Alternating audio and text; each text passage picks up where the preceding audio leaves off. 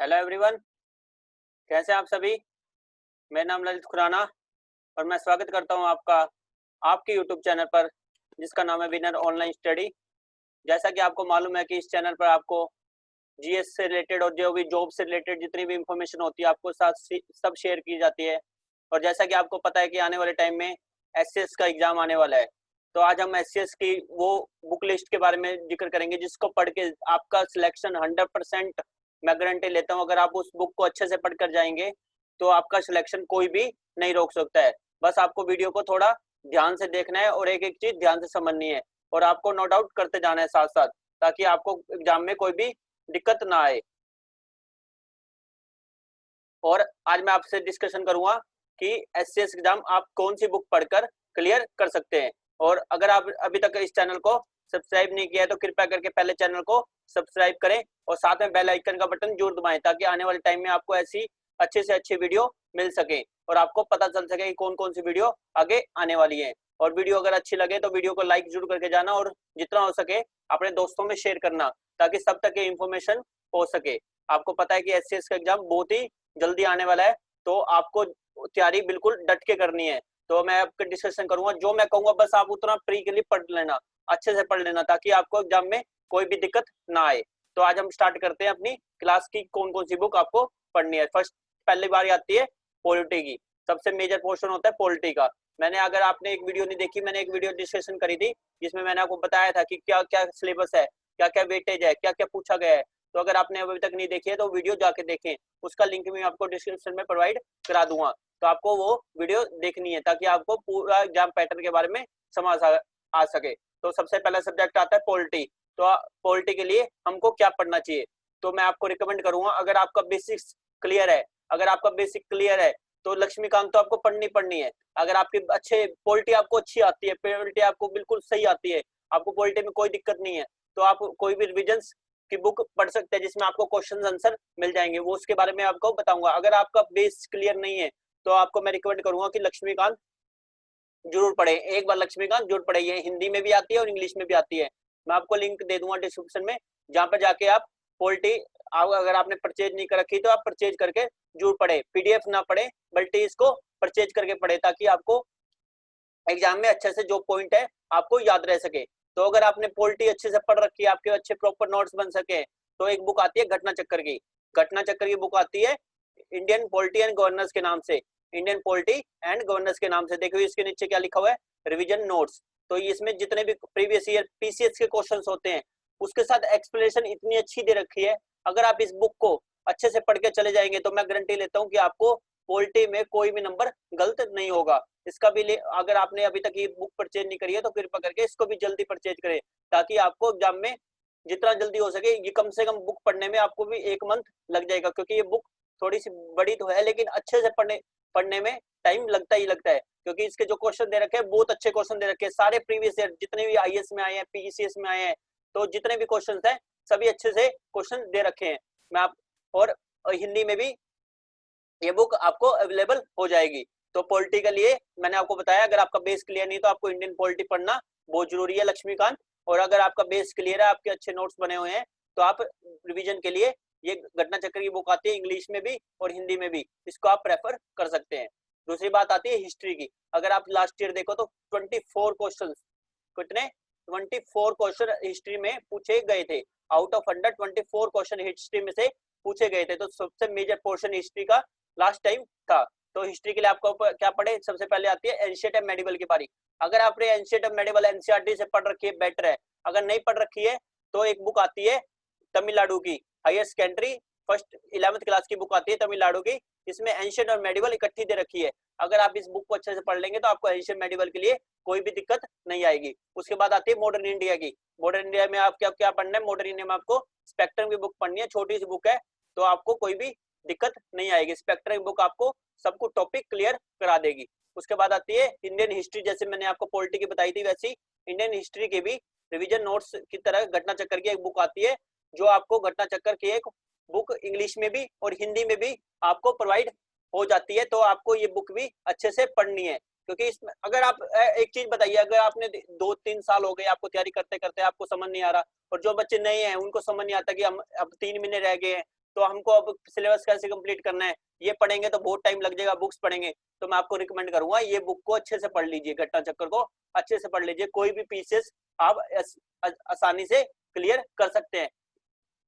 और उसके बाद आप बुक आती है, इसमें आपको आर्ट एंड कल्चर का भी पोर्शन मिल जाएगा। और अगर आपने आर्ट एंड कल्चर नहीं पढ़ रखी है तो मैं आपको रिकमेंड करूंगा कि नितिन सिंघानिया की बुक आती है हिंदी और इंग्लिश में। अगर आपको ये बुक भी पढ़ने में थोड़ा अनकंफर्टेबल फील हो कि आपको ये बुक पढ़ने में ज्यादा लगता है तो मैं आपको रिकमेंड करूंगा सिर्फ आप इंडियन हिस्ट्री की बुक परचेज करके इसको खरीद लें, ताकि आपको कोई भी दिक्कत ना आए। तो आपको सारे टॉपिक इसमें कवर मिल जाते हैं, एक एक टॉपिक एक एक क्वेश्चन के साथ आपको क्लियर कराया जाता है इस बुक में।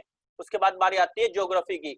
सबसे पहले रिकमेंड करूंगा अगर आपने ज्योग्राफी का बिल्कुल भी बेस क्लियर नहीं है तो पहले 6 to 12 एनसीईआरटी जरूर पढ़ें। अगर आपकी 6 to 12 एनसीईआरटी क्लियर है तो आपका बेस क्लियर हो जाएगा। तो पहले आप 6 to 12 एनसीईआरटी जरूर पढ़े। उसके बाद बारी आती है अगर आपकी 6 to 12 आपने एनसीईआरटी पढ़ ली और आपको प्रैक्टिस करनी है तो इसकी भी घटना चक्कर की बुक आती है जनरल ज्योग्राफी के नाम से, हिंदी में भी और इंग्लिश में भी। तो आपको मैं रिकमेंड करूंगा कि ये बुक जरूर पढ़ के जाएं। अब आप सोचोगे कि हर एक सब्जेक्ट की एक एक बुक घटना चक्कर कितनी पड़ेगी। देखो अगर एससीएस क्लियर करना है बहुत बड़ी पोस्ट होती है ऑफिसर। अब जब आईएएस की कोई तैयारी करता है कि कितनी बुक इससे उसको पढ़नी पड़ती है 30-40। मैं आपको सिर्फ 6 सब्जेक्ट के लिए 6 बुकें बताऊंगा, ताकि आपको अगर ये बुक अच्छे से पढ़ लोगे तो आपका पीसीएस को क्लियर करने से कोई भी नहीं रोक सकता। कुछ तो आपको अपने ऊपर इन्वेस्टमेंट करनी पड़ेगी, आपको ये टाइम लगाना ही पड़ेगा, बुक्स तो आपको पढ़नी पड़ेंगी। तो इतनी बुकें नहीं है, हर एक सब्जेक्ट की अगर एक बुक आपको पढ़नी पड़ रही है तो ये जो ये चीजें बता रहा हूँ मैं 6 to 12 एनसीईआरटी या बेसिक बुकें ये तो आपने पहले पढ़ रखी होगी, नहीं पढ़ रखी होगी जिसको लगता है कि टाइम कम है तो मैं आपको रिकमेंड करूंगा अगर आप घटना चक्कर भी अच्छे से पढ़ लेंगे, इसकी जो एक्सप्लेनेशन है वो अच्छे से पढ़ लेंगे तो आपका एग्जाम 100% क्लियर हो जाएगा। और आपने देखा है कि पेपर में 3 या 4 क्वेश्चन कम से कम मैथ से रिलेटेड ही पूछे जाते हैं, 3 या 4 क्वेश्चन मैथ से रिलेटेड भी पूछे जाते हैं। तो आपको मैथ का आंसर प्रैक्टिस करना है, आप यूट्यूब पे किसी की वीडियो भी देख सकते हैं। और मैं आपको रिकमेंड करूंगा एक एटलस की बुक आती है, अगर आप इसको थोड़ी अच्छे से पढ़ेंगे तो इसमें एक एक चीज बहुत क्लियर से दे रखी है, ये भी आपको हिंदी इंग्लिश में अवेलेबल हो जाएगी। अगली बुक आती है इकोनॉमिक्स की। इकोनॉमिक्स के लिए आपको कुछ पढ़ने की जरूरत नहीं है क्योंकि इकोनॉमिक्स का सबसे ज्यादा पोर्शन करंट अफेयर से पूछा जाता है। तो मैं सिर्फ आपको रिकमेंड करूंगा सिर्फ 2 बुक ये आपको पढ़नी है। कौन सी 2 बुक? क्लास 11th की एनसीईआरटी, क्लास 11th एनसीईआरटी और class 12th NCERT macro economics. ये आपको ध्यान रखना कौन सी पढ़नी है, मैक्रो इकोनॉमिक्स ना कि माइक्रो इकोनॉमिक्स।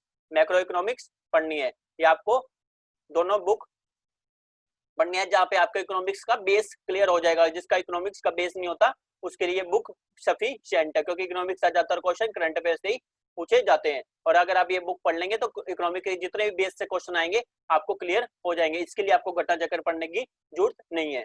अगली बार आती है एनवायरमेंट की।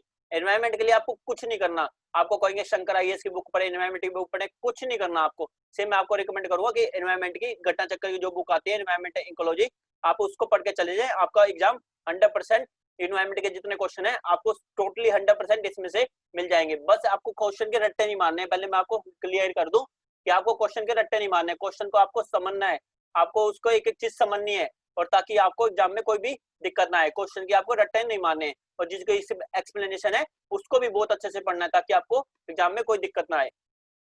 अगली आती है अगर आपको घटना चक्कर हिंदी में पढ़नी है तो हिंदी में भी अवेलेबल हो जाती है।